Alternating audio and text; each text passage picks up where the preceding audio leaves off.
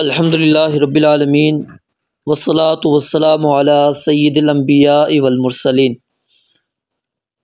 حدیث نمبر 8، وعن نبی ہریرۃ رضی اللہ تعالی عنہ قال قال رسول اللہ صلی اللہ علیہ وآلہ وسلم طہور اناء احدکم اذا ولغ فیہ الکلب ان یغسلہ 7 مرات اولاہن بالتراب، اخرجہ مسلم، وفی لفظ لہ فلیرقہ، وللترمذی اخراہن او اولاہن بالتراب۔ سیدنا ابو ہریرہ رضی اللہ تعالی عنہ سے روایت ہے، وہ بیان فرماتے ہیں قال رسول اللہ صلی اللہ علیہ وآلہ وسلم کہ رسول اللہ صلی اللہ علیہ وآلہ وسلم نے ارشاد فرمایا، طہور اناء احدکم، طہور پاک کرنا، اناء احدکم اناء برتن، احدکم تم میں سے کسی ایک کا، طہور اناء احدکم تم میں سے کسی ایک کے برتن کو پاک کرنا، اذا جب ولغ فیہ الکلب، ولغ منہ مار لے، فیہ اس میں الکلب کتا، ان یغسلہ کہ وہ اس برتن کو دھوئے، 7 مرات مرتبہ، اولاہن ان میں سے پہلی مرتبہ، یعنی وہ 7 مرتبہ جب دھونا ہے تو ان میں سے پہلی مرتبہ بالتراب مٹی سے صاف کیا جائے اس کو۔ اخرجہ مسلم، اس روایت کو امام مسلم نے روایت کیا ہے، نکالا ہے۔ وفی لفظ لہ، اور مسلم کے ہی ایک روایت میں یہ الفاظ بھی ہیں، فلیرقہ، بس چاہیے کہ اس برتن میں جو کچھ ہے اس کو انڈیل دے۔ وللترمذی، اور ترمذی میں یہ الفاظ ہیں، اخراہن او اولاہن، کہ پہلی مرتبہ یا آخری مرتبہ مٹی سے اس کو صاف کیا جائے۔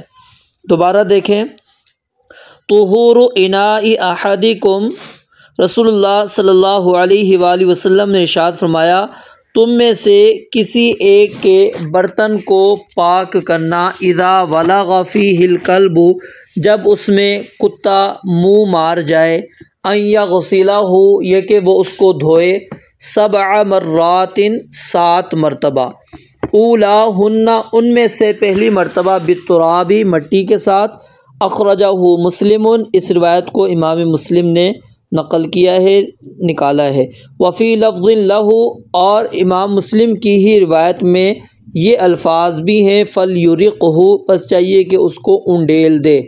وللترمذی، اور امام ترمذی نے اپنی کتاب کے اندر جو روایت نقل کی ہے اس کے اندر اخراہن یا او اولاہن بالتراب، اخراہن ان میں سے آخری مرتبہ، او یا اولاہن ان میں سے پہلی مرتبہ، بالتراب مٹی کے ساتھ۔ اب دوبارہ سے دیکھیں، جو الفاظ مشکل ہیں، کچھ تو الفاظ وہ ہیں جو آپ نے پڑھ لیے، ٹھیک ہے، طہور آپ نے پہلے پڑھ لیا ہے، پیش ہوگی تو فعل مراد ہوگا یعنی کام، اور زبر ہوگی تو پاک کرنے والا مراد ہوگا، ٹھیک ہے۔ آگے ہے اناء، برتن، اناء کس کو کہتے ہیں؟ برتن، اس کی جمع آتی ہے آنیتن یا اوانن، ٹھیک ہے، اور یہ آنیہ ہر اس برتن کو کہتے ہیں جس کو خاص کھانے پینے کے لیے استعمال کیا جائے، جو خاص کھانے پینے کے لیے استعمال ہو اس کو اناء کہا جاتا ہے۔ پھر احدکم تم میں سے کسی ایک کا، اذا جب، ٹھیک ہے، ولغ کتا یا پھر کوئی بھی درندہ وہ برتن میں کیا ڈال دے، منہ ڈال کر زبان ہلائے یا زبان کے کنارے سے وہ پی لے، ٹھیک ہے، اصل میں اس کو کہتے ہیں زبان کی کروٹ سے پینا، کیونکہ آپ نے دیکھا ہوگا جب کتا پیتا ہے وہ زبان اندر ڈالتا ہے اور اس کو موڑتا ہے، پھر اس کے ذریعے سے اس کے منہ کے اندر پانی وہ جاتا ہے، وہ اندر کھینچ لیتا ہے۔ تو ولغ کا معنی کیا ہوتا ہے؟ منہ مارنا۔ اذا ولغ جب منہ مار لے کتا ولغا منہ مارے فی ہی اس میں الکلب کتا، یہ کتے کے لیے بھی لفظ کلب استعمال ہوتا ہے، اسی طرح جو کاٹنے والا درندہ ہو اس کے لیے بھی یہ لفظ استعمال ہوتا ہے، اور اس کے پھر اور بھی معنی ہیں۔ آگے ہے ان یغسلہ، یہ کہ اس کو دھوئے، 7 مرات 7 مرتبہ 7 دفعہ، اولاہن ان میں سے پہلی مرتبہ، بالترابی مٹی کے ساتھ، اس کی جمع اطریبتن آتی ہے، ٹھیک ہے۔ آگے پھر روایت کے اندر جو الفاظ ہیں فلیرقہ، اس کا معنی کیا آتا ہے؟ یہاں پر تو ہم نے کیا انڈیلنا، ٹھیک ہے، پس چاہیے کہ انڈیل دے، ویسے اس کا معنی گرانا بھی آتا ہے، ڈالنا بھی آتا ہے، اور اوپر سے چھوڑنا بھی آتا ہے۔ اخراہن ان میں سے آخری مرتبہ، اور دوسرا بھی اس کا ترجمہ آتا ہے، آخرت بھی اس کا ترجمہ آتا ہے اخرا کا۔ تو اس حدیث مبارکہ کے اندر جو مسئلہ ہے وہ پہلے سمجھ لیں۔ وہ مسئلہ کیا ہے کہ کتے کا کسی برتن کے اندر منہ مار لینا، کتے کا کسی برتن کے اندر منہ مار لینا۔ تو نبی علیہ السلام نے کیا فرمایا؟ جب کتا کسی برتن کے اندر منہ مار لے تو اب وہ برتن کیا ہو گیا ہے؟ ناپاک۔ جب برتن ناپاک ہو گیا ہے تو برتن میں جو چیز موجود ہے تو وہ بالاولیٰ ناپاک ہوگی۔ ظاہر ہے جب کتے نے منہ مارنا ہے پانی کے اندر مارنا ہے نا، یا دودھ کے اندر مارنا ہے، ٹھیک ہے، برتن کو تو نہیں لگا۔ تو جب نبی علیہ السلام نے اس برتن کو دھونے کا حکم دیا، اور دھونا بھی پھر 7 مرتبہ، تو اس سے کیا ثابت ہو جاتا ہے کہ اس کے اندر جو بھی چیز موجود ہوگی اس کو بھی انڈیل دیا جائے گا، اس کو بھی پھینک دیا جائے گا۔ جب کتا کسی برتن کے اندر منہ ڈال لے، منہ لگا لے اس برتن کو، تو اس میں جو بھی چیز ہے اس کو پھینک دیا جائے گا، اور اس کے بعد اس برتن کو جب تک 7 مرتبہ نہیں دھویا جائے گا وہ پاک نہیں ہوگا، وہ پاک نہیں ہوگا۔ اور جب 7 مرتبہ آپ نے دھونا ہے تو ان میں سے پہلی مرتبہ کیا ہے؟ جو کچھ اس میں تھا پہلے تو اس کو آپ نے پھینک دینا ہے، اس کے بعد اس کو پہلے اچھی طرح مٹی سے دھونا ہے، 1 مرتبہ پہلے مٹی سے دھونا ہے، اس کے بعد جو ہے پھر آپ نے پانی کے ساتھ اس کو دھو لینا ہے۔ اب کیا مٹی سے ہی دھوئیں گے یا پھر صابن وغیرہ سے؟ کوئی اور کیمیکل نہیں، کسی اور کیمیکل سے نہیں دھونا، کسی اور صابن سے بھی نہیں دھونا، صرف مٹی سے ہی دھونا ہے۔ کیوں؟ یہ حکم تعبدی ہے، یعنی عبادت کا حکم ہے۔ یہ اللہ رب العالمین رسول اللہ صلی اللہ علیہ وسلم نے ہمیں اسی طرح پاک کرنے کا طریقہ بیان کیا ہے، اور اسی انداز سے وہ پاک ہوگا، اس کے علاوہ وہ پاک نہیں ہو سکتا۔ وگرنہ مطلق طور پر بھی رسول اللہ صلی اللہ علیہ وسلم کہہ سکتے تھے کہ آپ جو ہے وہ پانی سے دھو لیں اور اسی طرح کسی اور چیز سے دھو لیں، لیکن نہیں، مٹی کہی گئی، اور مٹی کے اندر یہ اللہ رب العالمین نے صلاحیت رکھی ہے کہ وہ جراثیم مار دیتی ہے۔ کتے کے اندر کیا ہوتا ہے؟ جب وہ نجاست کرتا ہے تو اس میں بہت سارے جراثیم نکلتے ہیں، اور پھر اس کی عادت ہے کہ وہ جو ہے اپنے شرمگاہ کو جو ہے وہ زبان کے ذریعے سے کیا ہے؟ چاٹتا ہے، تو یعنی وہ سارے جراثیم کیا ہے؟ اس کے منہ کے اندر آ جاتے ہیں۔ تو ظاہر ہے جب اس نے کسی برتن میں کسی جگہ پر اس نے ڈالنا ہے تو اب اس سے کیا ہوگا؟ نقصان پہنچے گا، اور کئی بیماریاں بھی لگتی ہیں۔ ڈاکٹروں نے اس پر ریسرچ کی ہے اور انہوں نے کہا ہاں یہ کئی بیماریوں کا باعث بھی بنتا ہے۔ اور جن علاقوں کے اندر یعنی باہر کے ممالک آپ دیکھ لیں جہاں پر وہ کتے کے ساتھ زیادہ اٹیچ ہیں، وہاں پر ان کو یہ بیماریاں بھی بہت زیادہ ہیں، کیونکہ رسول اللہ صلی اللہ علیہ وسلم نے جو دین ہمیں دے کر گئے وہ دین ہمارے لیے بڑی رحمت کا باعث ہے، اور وہ ساری چیزیں جو انسان کو نقصان دے سکتی تھی اس کی وضاحت نبی علیہ السلام نے کر دی۔ تو یہ اسی انداز سے یعنی پاک ہونا ہے۔ پہلے کیا ہے؟ آپ نے اس کو مٹی کے ساتھ پہلی مرتبہ، پھر اس کے بعد آپ نے پانی کے ساتھ اس کو دینا۔ ہمارے استاد بیان کرتے تھے، وہ کہتے تھے سائنس نے اس پر ریسرچ بھی کی تھی، اس نے اچھے سے اچھا کیمیکل استعمال کر کے دیکھا، پہلے کتے سے منہ ڈلوایا کسی برتن میں، اور اچھے سے اچھے کیمیکل کو استعمال کر کے انہوں نے دیکھا، لیکن جراثیم ابھی بھی اس کے اندر موجود تھے۔ لیکن پھر جب انہوں نے اس حدیث کے مطابق مٹی سے اسی طریقے سے دھویا تو بعد میں جب اس پر ریسرچ کی گئی، چیک کیا گیا تو کوئی بھی اس کے اندر جراثیم میں سے کچھ بھی جرثومہ نظر نہیں آیا۔ تو یہ اس کے اندر بڑی حکمت ہے۔ تو یہ امر تعبدی ہے، یعنی اللہ رب رسول اللہ صلی اللہ علیہ وسلم نے ہمیں اسی طرح حکم دیا اور ہمیں اسی طرح ہی کرنا چاہیے۔ تو پہلی مرتبہ کیا ہے؟ مٹی کے ساتھ اس کو دھویا جائے گا۔ تو تو کتا جس بھی برتن میں منہ ڈال لے تو اس کے پاک کرنے کا طریقہ یہی ہے۔ اب اس روایت کے اندر جو سمجھنے والی بات ہے وہ کیا ہے کہ اس روایت میں جو آپ نے الفاظ پڑھے یہاں پر وہ کیا ہے ولغا، اور ایک روایت کے اندر الفاظ آتے ہیں اذا شریبا، کہ جب وہ پی لے، ادھر ہے جب منہ ڈالے، ٹھیک ہے، اور دوسری روایت کے اندر الفاظ ہے کہ جب وہ اس میں سے پیے، تو دونوں کا مطلب ایک ہی ہے۔ ظاہر ہے پینا بھی کس سے ہوگا جب منہ ڈالے گا، اور یہ ولغا اس کے اندر یہ چیز لازم ہے کہ جب تک منہ نہیں ڈالے گا وہ پی بھی نہیں سکتا، پینے کے لیے اس کو منہ ڈالنا پڑے گا۔ اور پھر میں نے آپ کو بتایا اس کے پینے کا طریقہ بھی یہی ہوتا ہے کہ وہ زبان کو موڑتا ہے تھوڑی اور اس کے ذریعے سے منہ کے اوپر اندر پانی وہ کھینچتا ہے، تو اس کے اندر کوئی تعارض نہیں ہے، یعنی الفاظ دونوں ہیں اور دونوں کا ایک ہی معنی اور مفہوم ہے۔ اور پھر اس طرح ایک روایت کے اندر یہ الفاظ آپ نے پڑھے وفی لفظ لہو فلیرقہ، ٹھیک ہے، اور ایک میں فلیحرقہ ہا کے ساتھ بھی ہے۔ تو اس روایت کے اس الفاظ کو اگرچہ امام مسلم نے اپنی صحیح مسلم کے اندر اس کو نقل کیا ہے، لیکن یہ الفاظ شاذ ہیں۔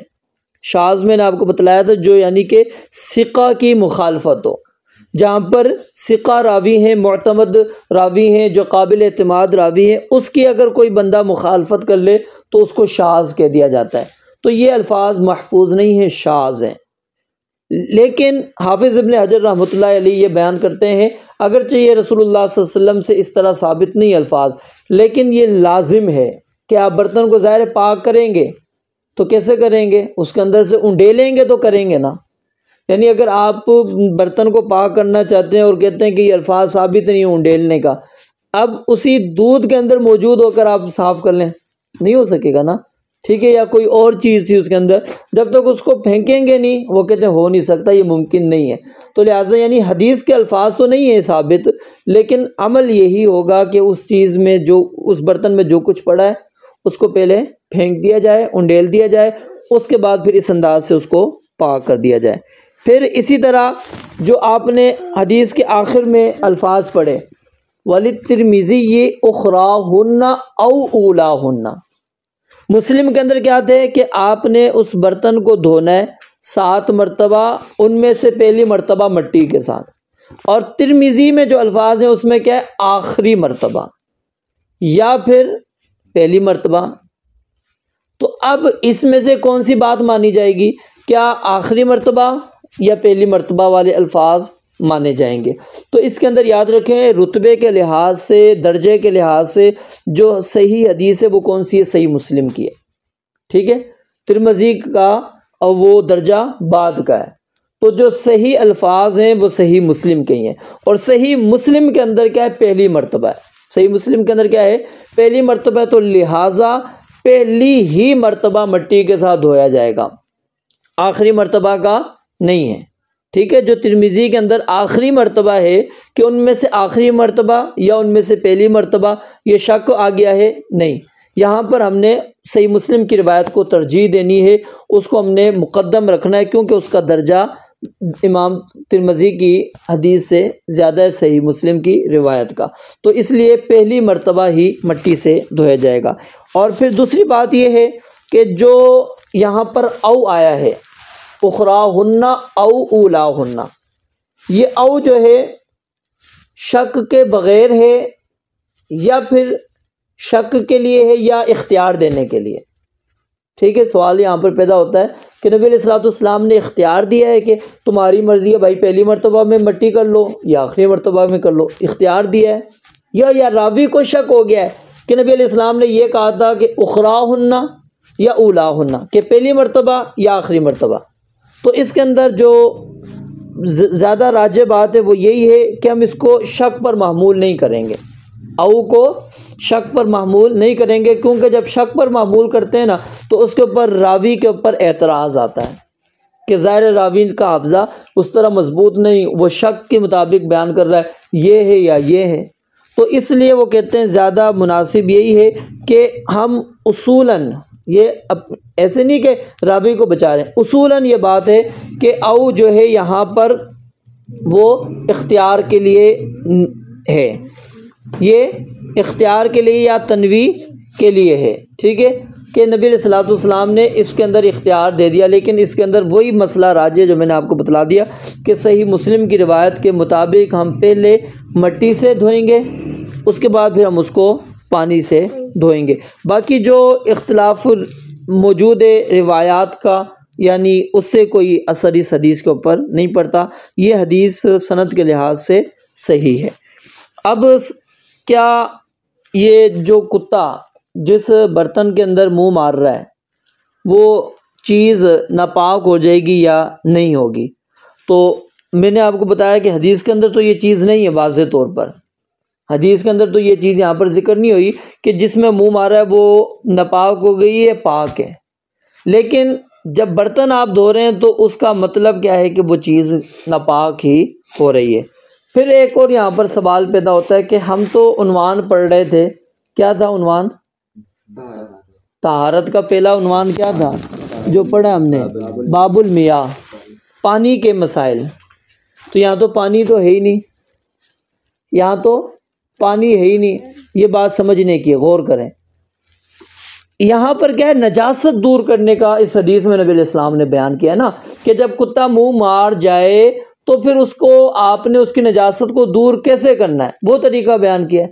تو اس حدیث کو امام ابن حجر رحمۃ اللہ علیہ کو لے کر آنا چاہیے تھا آگے جو اگلا عنوان آ رہا ہے، بابو ازالت النجاست، آگے آئے گا، ٹھیک ہے، ازالت النجاسہ، وہاں پر اس حدیث کو لے کر آنا چاہیے تھا، لیکن کیا وجہ ہے کہ امام صاحب وہاں پر نہیں لے کر آئے، یہاں پر لے کر آئے؟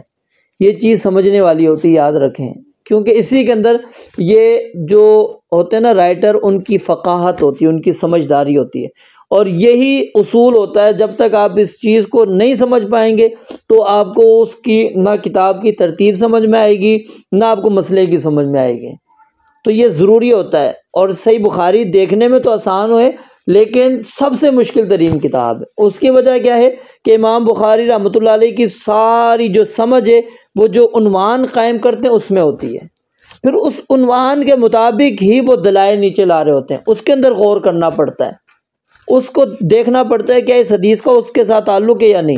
اب باب ہم پڑھ رہے ہیں کون سے؟ پانی کے متعلق، اور حدیث آ گئی ہے نجاست کے دور کرنے کے متعلق۔ تو اب یہاں پر امام صاحب اس حدیث کو کیوں لے کر آئے؟ بات سمجھ میں آ رہی ہے نا، کہ اس کا تعلق تو ہونا چاہیے تھا اگلے عنوان سے جو آگے آنا ہے، ازالت النجاسہ، لیکن وہاں پر کیوں نہیں لے کر آئے؟ یہاں پر امام صاحب کیوں لے کر آئے ہیں؟ اس کی وجہ یہ ہے، ظاہر پانی، وہ کیا نام ہے، کتے نے منہ مارنا ہے تو وہ کیا ہے، اس کا تعلق پانی کے ساتھ بھی ہو سکتا ہے۔ اگر وہ پانی تھوڑا ہے، پانی کیا ہے، تھوڑا ہے، تو کتے نے منہ مارا، اب وہ پانی کیا ہو جائے گا، نجس، وہ پانی کیا ہو جائے گا، نجس۔ یہاں پر یعنی یہ استدلال امام صاحب کرنا چاہ رہے ہیں کہ اگر پانی تھوڑا ہے اور کتے نے اس کے اندر منہ مار لیا ہے تو وہ پانی کیا ہو جائے گا، نجس ہو جائے گا، اس کو ہم نے انڈیل دینا ہے، اور اس برتن کو ہم نے کیا کر لینا ہے، پاک کر لینا ہے۔ تو اس بنیاد پر اس حدیث کا جو تعلق ہے وہ اس عنوان کے ساتھ بن گیا، اگرچہ اوصاف ثلاثہ پیدا نہیں ہو رہے، پانی میں اس نے منہ ڈالا ہے، نہ اس کا ذائقہ تبدیل ہوا، نہ اس کی اندر بو آئی، اور نہ ہی اس کا رنگ تبدیل ہوا، کچھ بھی نہیں ہوا، لیکن کیا ہے، کتے کے منہ ڈالنے سے ہی وہ پانی کیا ہو جائے گا، تھوڑا ہے، کیونکہ زیادہ ہے تو پھر وہ وہی ہے، لم يحمل الخبث، وہ گندگی نہیں اٹھائے گا، ٹھیک ہے۔ اس کے اندر یہ ہے، جو کم ہے اس کے اندر پھر یہ حکم موجود ہے، کیونکہ جہاں پر پانی چل رہا ہوتا ہے اس کا تو مسئلہ نہیں ہے، جیسے حوض وغیرہ ہوتے ہیں، پانی جہاں پر کھڑا ہوتا ہے، اب وہاں پر جنگل کے اندر کسی کو کیا پتہ یہاں پر کون سا درندہ پانی پی کر گیا ہے، تو اس کے اندر کیونکہ قلیل نہیں ہے، پانی زیادہ ہے، تو اکثریت کی بنیاد پر اس کو پاکیزگی کا ہی ہم حکم دے دیتے ہیں۔ اب اس حدیث کے اندر سے جو مسائل ہیں وہ غور کریں۔ ایک تو اس حدیث سے مسئلہ یہ نکلا کہ کتا کیا ہے، نجس ہے، اور اس کتے کے نجس ہونے پر اجماع ہے، یعنی تمام علماء کا اتفاق ہے کہ کتا کیا ہے، نجس ہے، اور یہ حکم جو ہے ہر قسم کے کتے کے لیے، کیونکہ اب ذہن میں سوال آ سکتا ہے، نبی علیہ الصلوۃ والسلام نے تو شکار کے لیے کتا رکھنے کی اجازت دے دی، گھر کی رکھوالی کے لیے بھی اجازت دے دی، کھیتی باڑی کی رکھوالی کے لیے اجازت دے دی، تو لہٰذا کیا ہو گیا، یہ پاک حلال ہو جائے گا اگر وہ برتن میں منہ ڈال دے گا؟ نہیں، وہ بھی نجس ہے، کیونکہ الکلب ہے، ٹھیک ہے، الف لام لگا ہے اور الف لام تمام جنس کو شامل ہے۔ اب پھر یہ کتا چاہے چھوٹا ہے بڑا ہے ابھی چند دن کا ہے یا بڑا ہو چکا ہے، جو بھی ہو، ہر قسم کا کتا اس کے اندر کیا ہے شامل ہے، کوئی بھی کسی کو بھی کسی لحاظ سے استثناء حاصل نہیں ہے۔ تو کتا کیا ہے نجس ہے، اور یہ حکم ہر کتے کا ہے۔ اور پھر جو کتا جس چیز کے اندر منہ ڈالتا ہے، ٹھیک ہے، وہ اس کا جو جھوٹا ہے وہ بھی کیا ہو جائے گا نجس ہے، ناپاک ہے۔ اور کتے کا کھانا جس طرح کے یہ باہر کے ممالک والے لوگ کھا لیتے ہیں، یہ حرام ہے۔ کیوں؟ کہ اس کے اندر حرمت کی دلائل موجود ہیں، اور کتا کیا ہے حرام ہے۔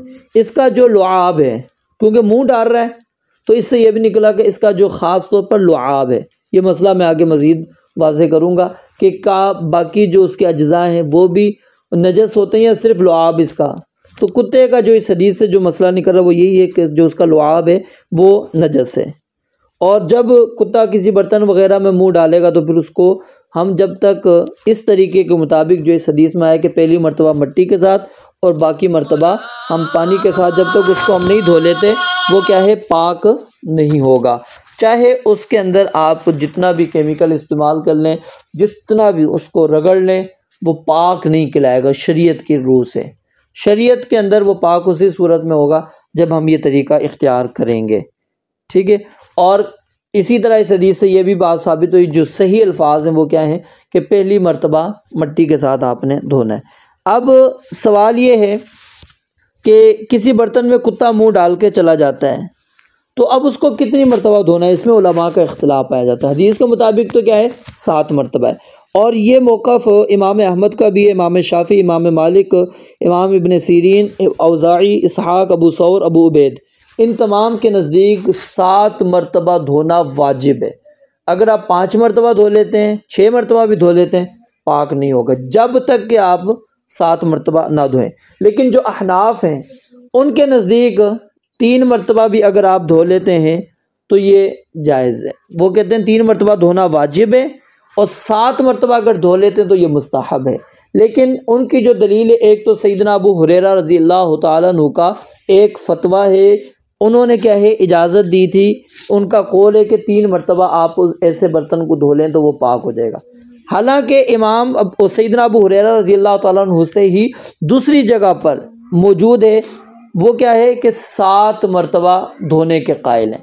تو ظاہر ہے جب ایک بندے سے 2 طرح کے فتوے آ جائیں تو ہم اس فتوے کو زیادہ ترجیح دیں گے جو حدیث کے قریب ہو۔ اور پھر یہاں پر احناف کی سب سے بڑی غلطی کیا ہے، احناف سیدنا ابو ہریرہ رضی اللہ تعالیٰ عنہ کو کیا کہتے ہیں غیر فقیہ، کہ یعنی وہ سمجھدار صحابی نہیں تھے، نعوذ باللہ۔ ان سیدنا ابو ہریرہ رضی اللہ تعالیٰ عنہ غیر فقیہ صحابی ان کو کہتے ہیں، کہ ان کو حدیث، وہ کہتے ہیں حدیثیں تو انہوں نے بیان کر دی ہیں لیکن اس سے مسئلہ کیا نکلتا ہے وہ ان کو اتنی سمجھ نہیں تھی، نعوذ باللہ یہ کہتے ہیں۔ اور اپنے مطلب کی آئی تو ابو ہریرہ کے فتوے کو بھی لے لیا ہے۔ ابو ہریرہ، اب دیکھو نا، ابو ہریرہ یہ حدیث بیان کر رہے ہیں نا کہ 7 مرتبہ نبی علیہ السلام نے کہا دھو لو، تو اب اگر ان سے 3 مرتبہ کا آ گیا تو اس کو ہم ترجیح نہیں دیں گے، ہم کس کو ترجیح دیں گے 7 مرتبہ کو۔ تو 7 مرتبہ ہی دھونا کیا ہے واجب ہے، اس میں سے 1 مرتبہ بھی کم ہو گیا تو برتن پاک نہیں ہوگا۔ اچھا، تو یہ تو مسئلہ آ گیا کہ مٹی سے پہلی مرتبہ دھونا کیا ہے ضروری ہے، کیونکہ صحیح مسلم کی روایت کے مطابق۔ اب پھر یہ کہ کتے کا صرف یہ جو لعاب ہے یہی نجس ہے یا اس کا مکمل جسم نجس سے ناپاک ہے؟ جو شوافع اور حنابلہ ہیں، شوافع اور حنابلہ، ان کے نزدیک تو کتا اور اس کی ہر چیز نجس ہے۔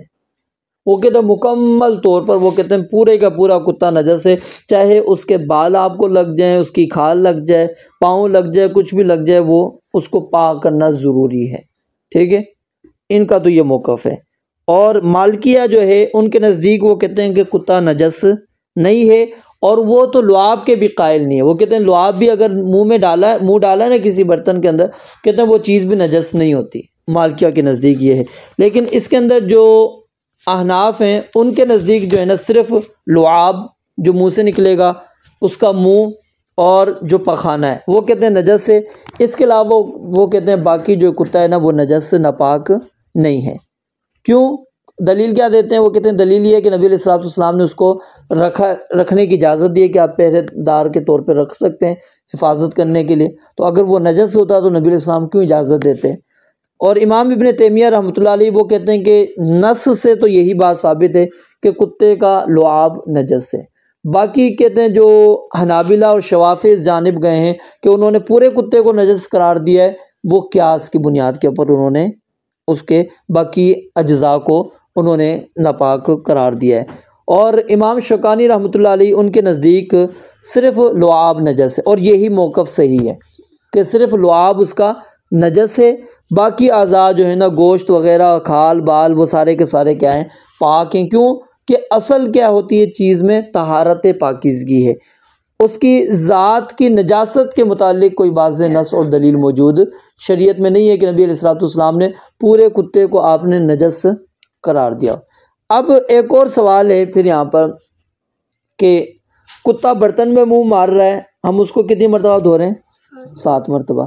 اب جب کتے سے شکار کروایا جا رہا ہے تو کتے نے پکڑنا نہیں پکڑنا ہے نا، تو اب جہاں سے کتے نے پکڑا ہے اب اس جگہ کو آپ کھائیں گے، پھینکیں گے، یا اس کو پاک کیسے کریں گے؟ رسول اللہ صلی اللہ علیہ وسلم کے زمانے کے اندر لوگ شکار کیا کرتے تھے کتوں کے ساتھ، قرآن مجید کے اندر بھی موجود ہے، نبی علیہ الصلوۃ والسلام نے احادیث کے اندر اس کے مسائل کو بھی بیان کر دیا ہے، ٹھیک ہے۔ لیکن کہیں پر یہ نہیں ملتا کہ نبی علیہ السلام نے یہ کہا کہ جو کتا پکڑ کے لے کر آئے گا جہاں جہاں پر اس کے دانت لگے ہوں گے اس کو تم نے پہلے اچھی طرح 7 مرتبہ اس کو پاک کرنا ہے، نہیں۔ یہ صرف کس کے ساتھ خاص ہے؟ برتن کے ساتھ۔ کس کے ساتھ خاص ہے؟ برتن کے ساتھ۔ یہ اس شکار والا جو جہاں سے اس نے پکڑا ہے شکار کو وہ اس کے اندر داخل نہیں ہے، کیوں کہ اس کے دھونے کے متعلق کوئی واضح دلیل واضح نص موجود نہیں ہے۔